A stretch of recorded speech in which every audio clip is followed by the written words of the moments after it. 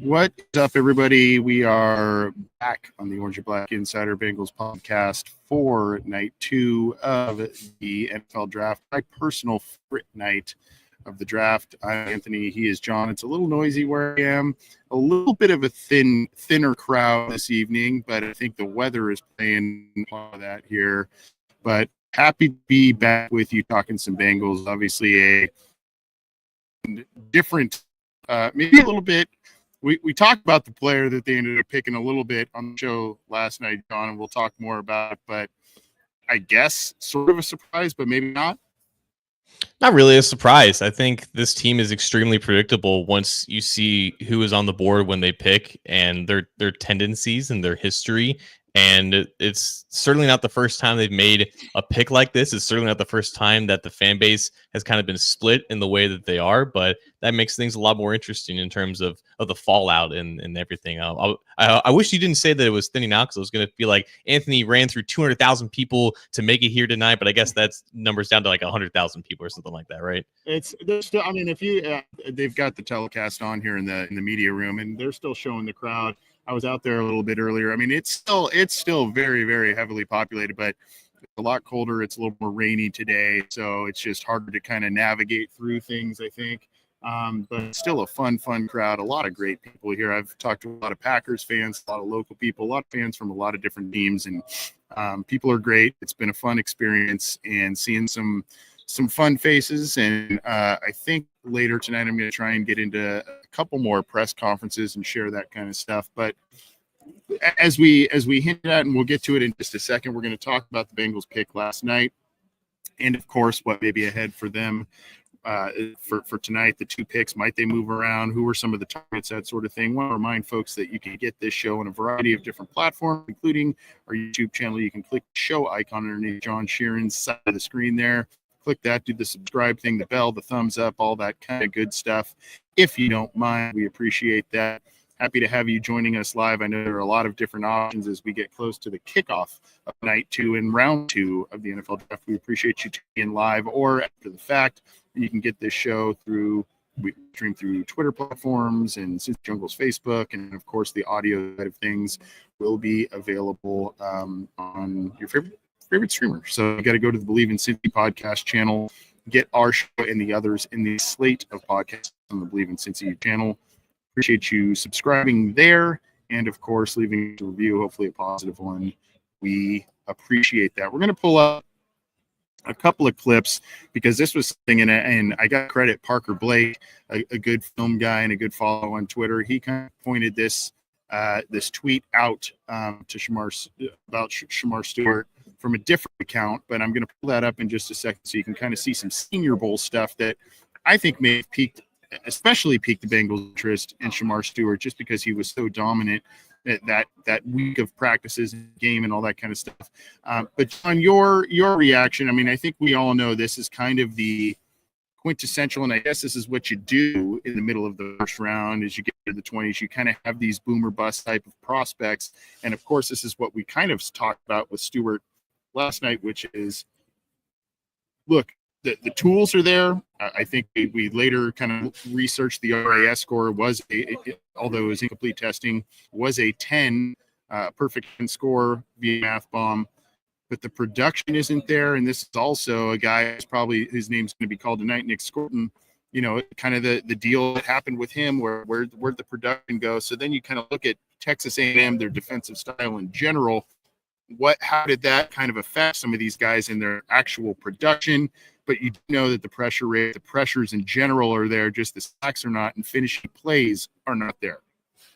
Yeah, I'm not calling you out specifically, Anthony. I'm saying that, like, when we immediately bring up the context as to why a pick is being labeled as polarized, that kind of gives you the sense of why the pick is being talked about, why it is, and everything regarding Shamar Stewart is about the lack of production. It's about what the things that he showed on tape, are they translatable into the NFL, and can that actually end up having him be a useful player, because everything about him physically is extremely promising. I think the RAS score is a bit misleading because he didn't test in the agility drills, and we don't know how flexible he is or he isn't. And the fact that he didn't do those drills, I think, is kind of telling about maybe he wanted to hide some things about his athleticism. And then the fact that that does show up on his film, where it is tough for him to turn the corner and bend around the arc, and it's really a lot of straight up power and explosion in his game, and that definitely helps him create a lot of disruption. And the disruption aspect of his game is what pops up on film in terms of the positive side. And it's why a lot of people in that area of this analysis, they're like, oh, Shamar Stewart has immense upside because of the dominant plays that he can bestow upon college left tackles and right tackles at just 19, 20 years old. And it's like, this guy has untapped potential. The fact that he was still there at 17th overall is a steal because of the crazy things that he can do. But of course, the crazy plays are far and few between from the plays where he's not finishing at the quarterback. He's missing tackles. He doesn't know where the ball is. He doesn't know what to do with his hands. There are a lot of concerns about his game, which is why he didn't end up going in the top 10, despite being this Herculean figure who can, run faster and jump higher than anyone else at his size. So there is a lot of positives and negatives with him. And I think the negatives part of it is why there was sort of just the polarizing reaction to him, because very few players who ended up having the college careers that he had ended up being long-term impact players in the NFL. And for him to have that type of career, he would have to be a statistical, factual outlier. And that's where the analysis really boils down to it. But obviously, we can throw out context as to why that was the case and why maybe the Bengals are a good fit for him to become an outlier and have a career that would be indicative and worth a mid-first round pick. But that was always the risk when you're talking about Shamar Stewart. But at the end of the day, someone with an extremely high pedigree, someone who looked the part physically, who is typecasted as like an AFC North type player, someone who clearly is going to fit well within the culture in the locker room. I think he's a really good kid. I think he's got his head on straight. I think he wants to get better, and all those things are very important about fulfilling your potential. But those were the facts about his profile, and that's why this pick is deemed, I think, extremely risky.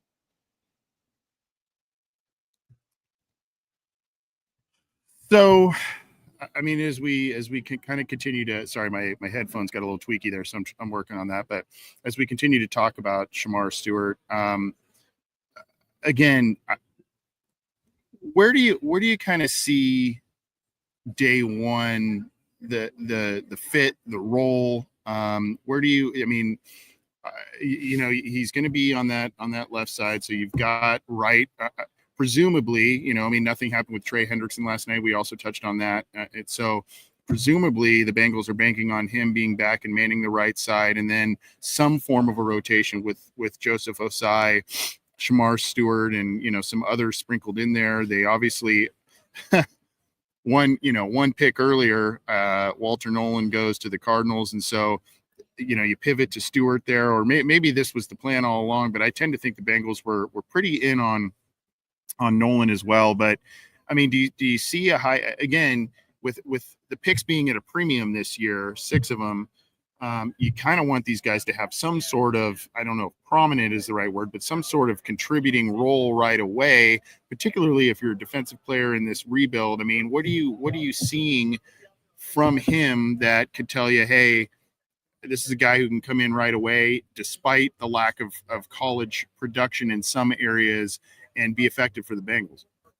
The good news here is that no matter which defensive lineman the Bengals would have picked at that spot, it could have been Kenneth Grant. Apparently, he was high on their board. It was probably going to be Walter Nolan if he ended up passing or falling past the Cardinals, or Shamar Stewart. No matter who it was, this rookie is going to play several hundred snaps for the Bengals this year, and that's not even including the possibility of injuries occurring in front of him. We all saw what happened last year when they had several injuries, both on the edge and the interior. It's something that every team has to account for, and every team needs to have 8 to 9 guys that they can dress any given week, and for all 8 or 9 of them to be assets and not liabilities, where teams can target them either in the run game, or they can just leave them alone in pass protection and not have to worry about them. The more players the Bengals can have that can be difference makers, that can cause chaos and disruption, the better. So Shamar Stewart is going to be in a rotation where he's going to play several hundred snaps as either like the third or the fourth, maybe even the fifth edge defender if they go really heavy on some of those game day activations and whatnot. I think he won't be any lower than fourth simply because he's a first round pick with a lot of expectations, and the fact that his athleticism is off the charts. And it's even greater than the likes of Joseph Asai, who was a phenomenal athlete in his own right when he was coming out of college. Miles Murphy, I think Murphy gets compared, or Stewart gets compared a lot to Murphy, but even Stewart, like his speed and explosion, even tops Murphy's himself. And obviously Murphy's 2 years into his NFL career and developed in that regard, but even still, like, you want to see what that kind of athleticism can do for you on day one. Unfortunately, again, it will take him some time for him to string together moves and know how to synchronize his legs and his hands together in order to actually get past competent NFL linemen. It's going to take a long time, I think, for all of those fruits to be developed and everything like that. But he's going to play several hundred snaps just because that's the nature of NFL defensive lines nowadays. So the Bengals get a high-end athlete in Shamar Stewart. I'm going to share this here, and this is courtesy of NFL Draft Files, I believe was the Twitter account who shared this. And let me see if I can pop this up here. And noting Shamar Stewart killed it during the draft cycle. And here is just some clips from the Senior Bowl in particular. And these are the events, John, because the Bengals have the smaller scouting staff and that sort of thing, where the coaches really weigh heavily. They go to all these events. Sometimes they coach the teams depending on how poorly the team does in a particular year. But they go down to these and they pay close attention to how some of these players contribute and perform in this week. And here are some things here that I want to share, and hopefully it's not too choppy. I mean, just puts the offensive lineman on his butt. And then again here makes the bend around in the play, and then beats the defender there with strength. And I think this is where the Bengals, and when you look at what they're looking for, I mean, it's attitude on defense, it's strength, it's a number of different things that the Bengals are looking for. And this guy brings it. I'll play it on loop one more time here, but you can just see, I mean, there's play strength, and these are, some of the better and more seasoned guys in college football that he's going up against and showing his power. So it's a guy that I think has a lot of excitement. There is risk involved, which is, again, kind of what comes with picking, making this pick in the middle of the round. That's, there are players that obviously have different, I don't know if issues is the right word, but there's some flaws. There's some different things where you go, what's happening here? But the Bengals obviously seem to think that they have a guy here that they can groom with the athletic traits that he did show in the RAS scores and different metrics. And then obviously what we just saw on that video clip of him at the Senior Bowl in particular. And then again, I wonder if teams just look at, again, with the Scorton thing, do they look at A&M and just say, well, maybe this is just kind of it kind of comes with some of the production numbers aren't there because of the system, because of what they asked him to do. And again, I think part of it is also the quote unquote finishing plays and making the play after an initial pressure, that sort of thing.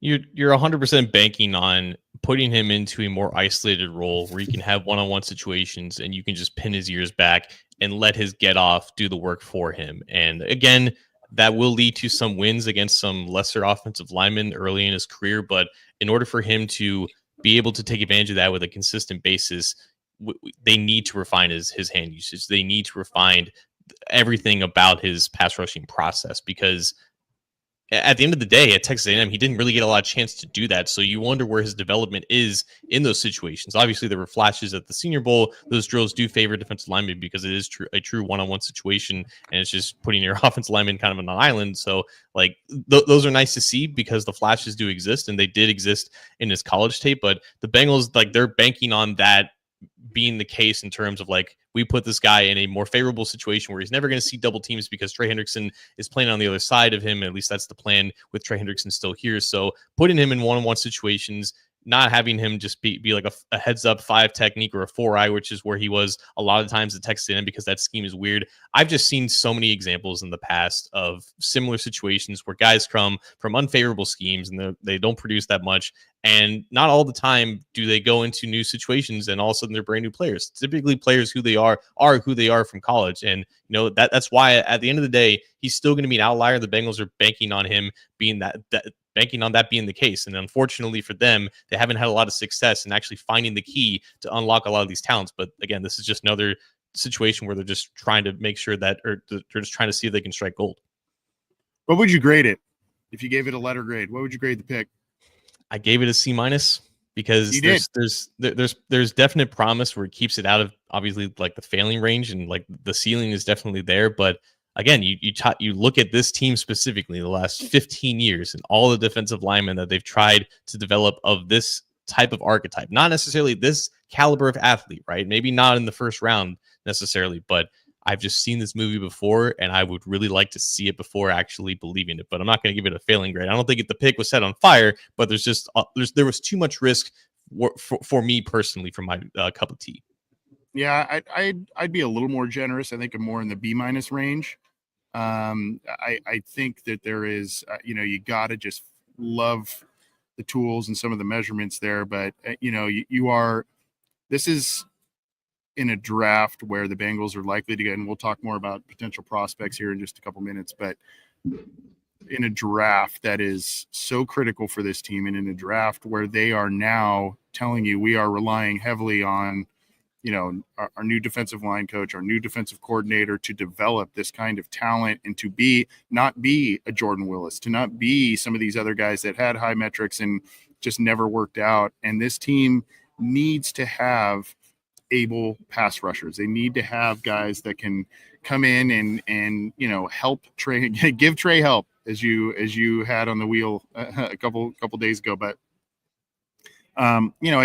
I think the potential is sky high, but the potential of it not working is also pretty big. I think Nolan going a pick in front of them, had they made this pick with Nolan still on the board, I probably would be a little bit more in your range of a grade, just because I think Nolan is probably going to be a little bit of a safer prospect. But man, also just in general, we have seen this song and dance with the Bengals when they stay put before, man. It bites them in the butt. Whether Nolan was their guy or not, I'm sure or whether Stewart was their guy all along or not, where they were sitting put, I'm sure they're going to tell you that this is the guy we eyed all along and this sort of thing. But we've just seen a lack of aggression. And granted, how much you want to give up to move up one spot, especially when you only have 6 picks. I get it, but I think it would have been harsher on the grade for me personally. Should Nolan have been on the board at that time and they still went with Stewart, I think Nolan's a little bit of a safer prospect, despite some, concerns that people have about him too. But overall, I think that you're banking on this. This is all about potential. This is all about potential, all about, and faith in this defensive coaching staff saying we are going to be able to develop a guy like this, and we are going to we're going to make him a stud player, and we'll see if that works. Al Golden was a guy who groomed a lot of good players at Notre Dame as well, one of which is still on the board, and we'll see if the Bengals spring for him too in just a little bit. 100%, and I think that's a good transition point here towards day 2. It seems like if there's any sort of guarantee for this day, Anthony, it's maybe not.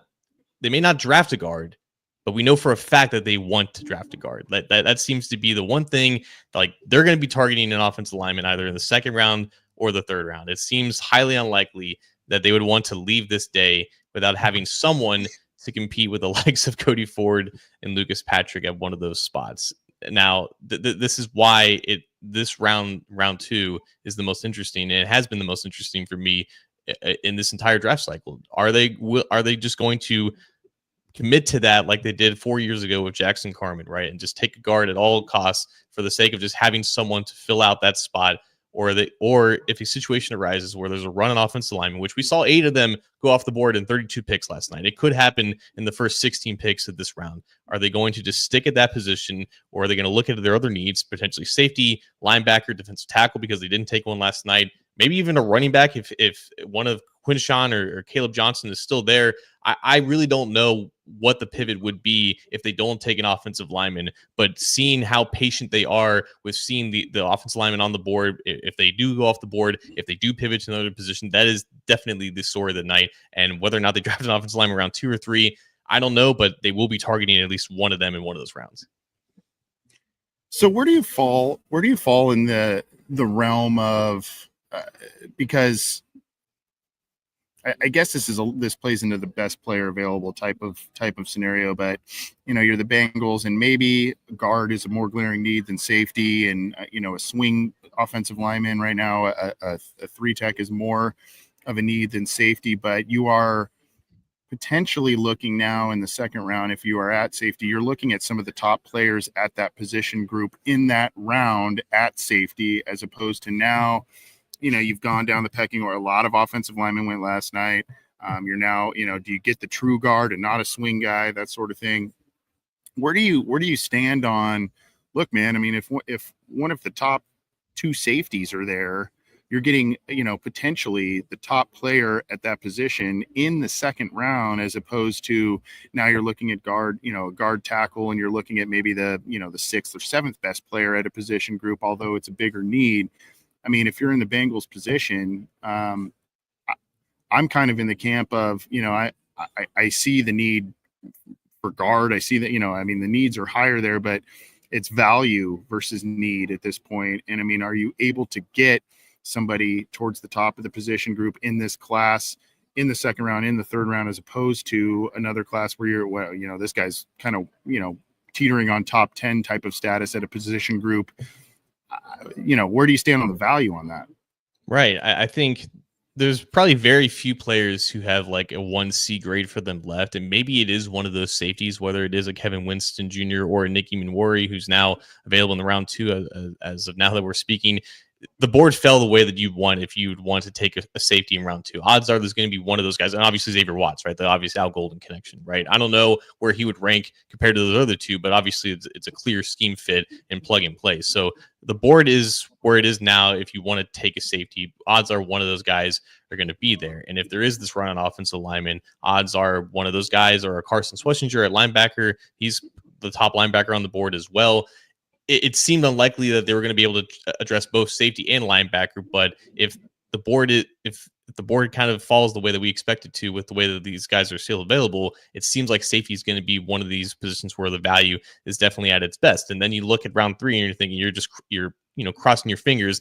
There's going to be some type of offensive lineman available to you in round 3, because it could be even a defensive tackle like TJ Sanders, who they met with. He's still available as well. And I think they would still like to address another player to that defensive line room. So the options are definitely aplenty right now. I think it was an interesting back half of the first round. Yeah. And the fact that there were a decent number of offensive linemen go off the board, that was why Tyler Booker, I think, was in consideration if he was available and he didn't go to the Dallas Cowboys, for them not to deal with any of this. But I do think you're right, though. I think that they would see like a really good value at one of these other positions that's not guard, knowing that, okay, like we met with some other guards that were projected to be in rounds 3 and 4. Maybe we can wait one more round just to see, and then we'll just pull the trigger there. But I think if they do see a tremendous value at one of these other positions, it would be very tempting for them and very hard for them to move off of that. In this, we talked about this a few episodes ago, the free agent guards that are lingering out there, your Dalton Reisner, your Brandon Scherf, those could be potential options should the Bengals come knocking after the draft. And that's maybe where the Bengals kind of say, tonight, let's let the best player fall to us. Let's not necessarily reach for guard. If the best player happens to be a guard, let's do it. But we have some fallback options in free agency should we not get it. What percentage chance do you give the Bengals of trading back tonight in either round? I muted myself for some reason. Very high. I would say that there could be one of their safeties or 2 of their safeties available, right? 2 of their guards, maybe a running back or so, trade back, find a trade back for a handful of spots. They were trying to do that last night. Like I think that Nolan was ahead of Stewart, and the reason why they waited to make that pick is because they were trying to field some calls to go back in the 20s to see if they could still nab Stewart back there. I think that they still want to move back. Round 2 is where they've done it the most often. And again, the way that the board is right now, if there's offensive linemen that go off the board, maybe they can move back and get a guy that maybe they would target in round 3, but they would just take it in the 50s, right? That is definitely still in play. It's just a matter of if they're able to get that call. So just a spin before we kind of get to our short list of Bengals players. One of the first picks, and I haven't been looking quite yet. I don't have they started round 2 as of yet. I don't. It's showing Cleveland at. Don't look at me. You're there, man. Don't look at me. Yeah, I know. Well, I'm not outside. But the thing of it is, Cleveland. Shedeur Sanders fell a little longer than I think people anticipated. You've got Jalen Milroe, so Cleveland could be in the market here at the top of the second with a quarterback here. We'll see what happens there. But I that has to be on their short list of needs too.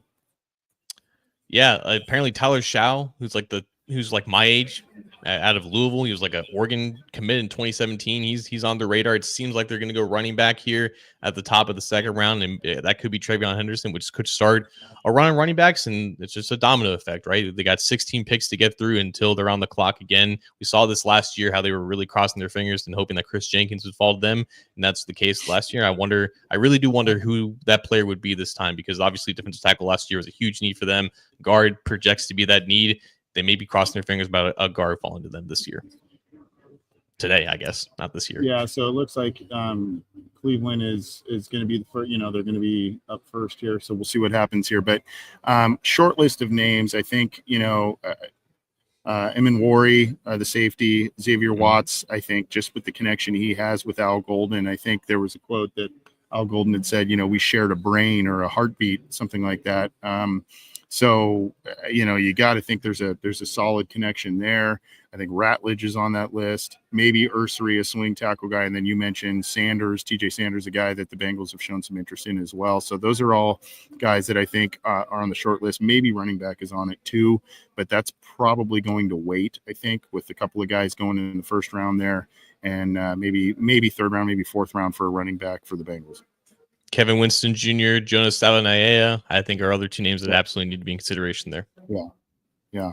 So those are names to watch. We're having another shorter episode because the draft is starting to kick off. They're bringing some people out on the stage, and I'm going to be in and out of the workroom here and see if we can get some other interviews and different stuff lined up here. But we are going to let everybody enjoy their second night of the draft. My favorite night of the draft. Is it your favorite night of the draft, John? It is the best. It is the best combination of talent and intrigue for sure. It's big names, and it seems to be where teams really kind of get the meat of their team, right? I mean, they really this is where they bolster the roster, and really fun night. But however you may be watching both this show and the draft, I hope you have fun. Hope you've enjoyed our briefer episodes. That's a little bit on me. Otherwise, we would have gone a little longer. But John, I appreciate you and your contributions. We'll be back again to wrap up the Bengals draft class, give our opinions, analysis of the picks, and we'll talk soon. Bud, how are you? Are you just hunkering down and watching solo? Yeah, I mean, I'm working, so I don't really want to bother someone else when I'm trying to. Yeah. Yeah. Well, thanks for all the work you do at A to Z Sports. Keep it there. Keep it to CincyJungle.com. And, of course, our podcast on the Believe in Cincy podcast channel, as well as our YouTube channel. And we'll be bringing you, between those three, we'll be bringing you all kinds of inside analysis, etc. And we appreciate all of you tuning in live, tuning in after the fact. And we will be back soon. Happy draft weekend. More to come, not only from this show and the sites we mentioned, but also a lot more picks to be made, and we'll see what the Bengals do with the rest of them. And of course, this episode brought to you in part by Foco, the fans only company. They're doing some really cool things with their bobbleheads, exclusive collection of bobbleheads. I think a lot of them are 40% off at this point. So go check that out, and wanted to give them a shout out for always supporting our program and the other shows on our podcast channel as well. They're big supporters, and we appreciate that. Thank you, everybody. Take care, John. Enjoy tonight. And we will be back soon to talk about everything else, my man. See you guys.